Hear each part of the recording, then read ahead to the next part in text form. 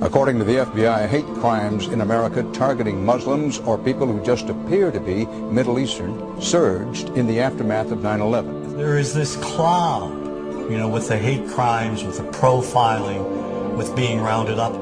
Again, I think this illustrates the power of film, that in spite of the reality, in spite of the material that we know to be true, we still embrace the mythology. The mythology is still a part of our psyches. Stereotypes take a long time to wither away.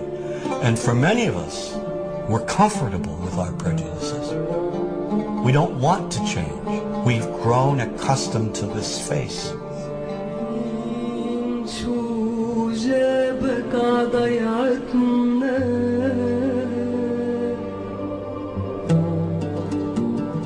When we think of Arabs, what do we see? What images come to mind?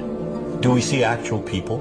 People who, despite real cultural or geographical differences, do pretty much the same things that we do. When we think of Arab women, what images come to mind? Do we see women who laugh and play and who adore their children?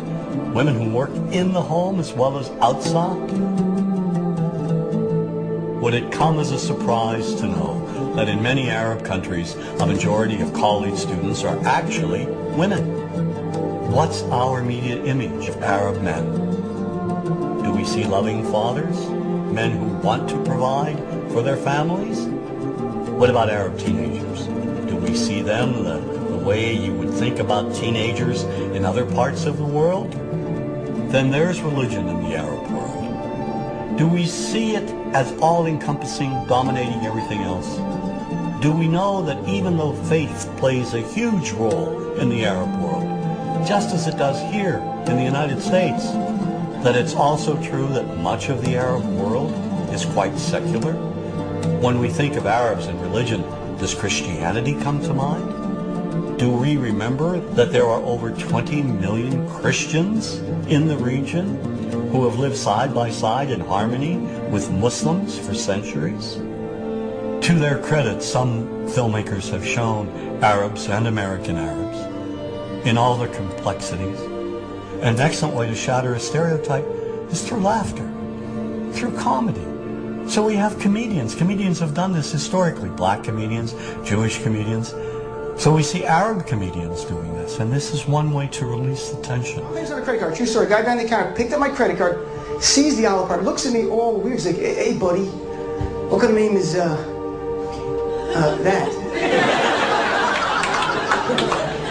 I'm like, well sir, it's an Arabic name. He goes, what does this mean? So I'm like, well translate it to English. It means peaceful, friendly Arab. But he's not happy. He goes, yeah, what Arab country is your family from? So I showed him the most peaceful, popular one that he would like. So I'm like, we're from the same Arab country that Aladdin is from. To his credit, Michael Moore in Fahrenheit 9/11 in the DVD includes a scene with this comedy coming out. My name really is Ahmed Ahmed, and I can't fly anywhere. All you white people have it easy. You guys get to the airport like an hour, 2 hours before your flight. It takes me a month and a half.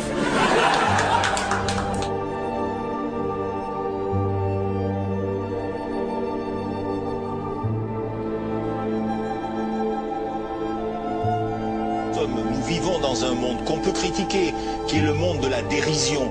Vous le savez bien, et dans les médias, je dirais le monde de la dérision, on se moque de tout. Le fait que ça se fasse me satisfait. Parce que ça veut dire que nous avons, qu'on est libre. Peu à peu... Il faut qu'on soit beaucoup plus sage que ça, qu'on rentre pas dans ces provocations. Et c'est pour ça que... C'est l'autocensure, ça, Jamel. Tu comprends ce que je veux dire? Si on commence à pas faire de dessin pour pas choquer les musulmans...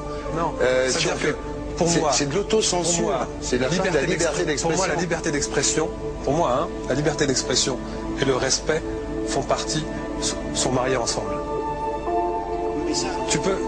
Moi, je suis pour la liberté d'expression.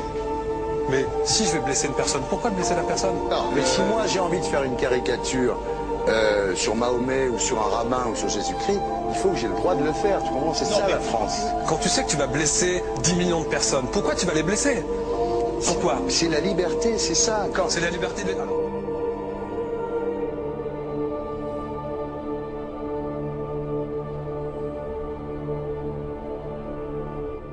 Non, mais tout seul.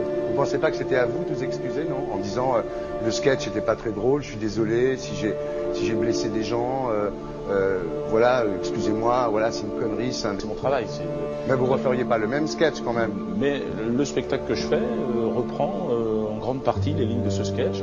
Mais il y a un truc que je comprends pas sur cette affaire, c'est qu'à aucun moment vous avez senti le besoin de vous excuser et que vous en avez rajouté. C'est tellement surprenant, c'est tellement inadmissible que j'en suis choqué, voilà. Dans un pays où on peut parler, on peut s'exprimer. Et là, pourquoi tout d'un coup, sur un sujet, on ne pourrait pas s'exprimer sur ce sujet? Vous savez bien pourquoi on ne peut pas s'exprimer. Pourquoi? Parce que dans ce pays, on a envoyé pendant la guerre des juifs dans des chambres à gaz et que ça crée un petit problème quand même. Vous voyez ce que je veux dans ce dire? pays, on a envoyé pendant 400 ans des centaines de millions de Noirs. Il y a eu 400 ans d'esclavage. Et pourtant, ça n'a pas empêché Michel Led de faire un sketch qui m'a fait marrer. Où il faisait un Noir, et à la fin, il faisait un singe. Et en parlant des narines, en parlant des lunettes. En tout cas, lui, il n'a pas été interdit d'exercer son travail. Il a même eu la Légion d'honneur. Quelqu'un qui a toute sa famille qui a été exterminée dans un camp de concentration et qui voit quelqu'un à la télé qui dit Israël. Vous vous rendez compte? Je sais pas. Mais on peut pas. Il y a des moments où même si on connaît les gens, même si on les a invités, on leur... Et c'est pour ça que... C'est l'autocensure, ça, Jamel. Tu comprends ce que je veux dire? Si on commence à pas faire de dessin pour pas choquer les musulmans... Non, si on fait... Pour moi, c'est de l'autocensure. C'est la fin de la liberté d'expression. Pour moi, la liberté... Et là, pourquoi tout d'un coup, sur un sujet, on ne pourrait pas s'exprimer sur ce sujet? Vous savez bien pourquoi on ne peut pas s'exprimer. Pourquoi? Parce que dans ce pays, on a envoyé pendant la guerre des juifs dans des chambres à gaz et que... Deux poids, deux mesures. La liberté pour tout le monde. C'est-à-dire? La liberté pour tout le monde. Il y a une personne comme Dieudonné qui a fait un rabbin, enfin qui a fait un colon juif, etc. Tous ces DVD ne sont plus dans les pactes. On l'empêche de venir, on l'empêche médiatiquement, on ne le voit plus. Alors que lui, c'est un comique. Plusieurs lois qui ont été faites contre l'antisémitisme. Et moi, je fais un appel aujourd'hui de faire une loi contre l'islamophobie.